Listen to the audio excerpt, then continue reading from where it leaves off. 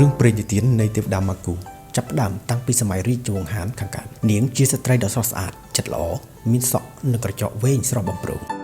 ឪពុកនាងឈ្មោះ Matthew ជាអភិជនដែលគ្រប់គ្រងកម្មករសាងសង់កំពែងទីក្រុងប៉ុន្តែប្រាស្រ័យពួកគេដោយខុសខើម៉ាគូអាណិតកម្មករទើបនាងបានយកមន់ដែលនាងចិញ្ចឹមយកមកឲ្យកញ្ជ្រោងនៅពេលព្រឹកដើម្បីបញ្ញាក់កម្មករឲ្យទៅធ្វើការបន្ទាប់មកនាងក៏ធ្វើត្រាប់សម្លេងមន់កញ្ជ្រោងនៅពេលថ្ងៃដើម្បីឲ្យកម្មករបានសម្រាកយូរជាងមុននៅពេលឪពុកដឹងការពិតគាត់ខឹងហើយព្យាយាមដាក់ទោសនាងម៉ាគូ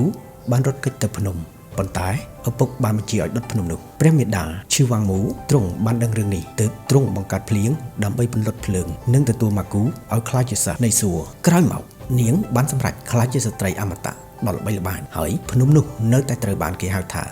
ភ្នំម៉ាគូសានរហូតមកដល់សព្វថ្ងៃទេពធីតាម៉ាគូនិងពិធីជប់លៀងផ្លែប៉េះស៊ូនៅថ្ងៃគម្រប់ខួបនៃកំណើតរបស់ព្រះមេដាឈីវ៉ាងមូនឹងមានពិធីជប់លៀងផ្លែប៉េះស៊ូនៅឯស្រះត្បូងថ្មផ្លែប៉េះស៊ូត្រូវបានបែងចែកជា3ក្រុម 3000 ឆ្នាំទុំម្ដងអ្នកបរិភោគនឹងក្លាយជាអមតៈ 6000 ឆ្នាំទុំម្ដងអ្នកបរិភោគអាចហោះហើរបាននិងមិនចាស់ 9000 ឆ្នាំទុំម្ដងអាយុវែងស្មើនឹងសួគ៌ទេពធីតាម៉ាគូជាអ្នកប្រមូលផ្លែប៉េះដើម្បីឲ្យទិសជូរប៉ុន្តែ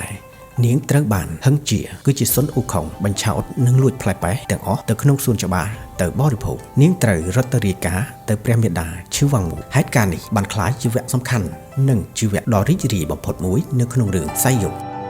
ម៉ាគូមិនត្រឹមតែជាទេពធីតានៃសម្រស់ប៉ុណ្ណោះទេប៉ុន្តែនាងក៏ជានិមិត្តរូបនៃចិត្តមេត្តាភាពស្រស់ស្អាតនិងអំណាចនៃអាយុវែងអ្នកណាដែលមានរូបគំនូរនៃផ្លែប៉េះនិងម៉ាគូគឺជានិមិត្តរូបនៃសម្រស់និងអាយុវែងដូច្នេះគេតែងគូររូបម៉ាគូជាមួយសៅកុងជាទេពមួយក្នុងចំណោមហុកឡុងស៊ូទេពនៃអាយុវែង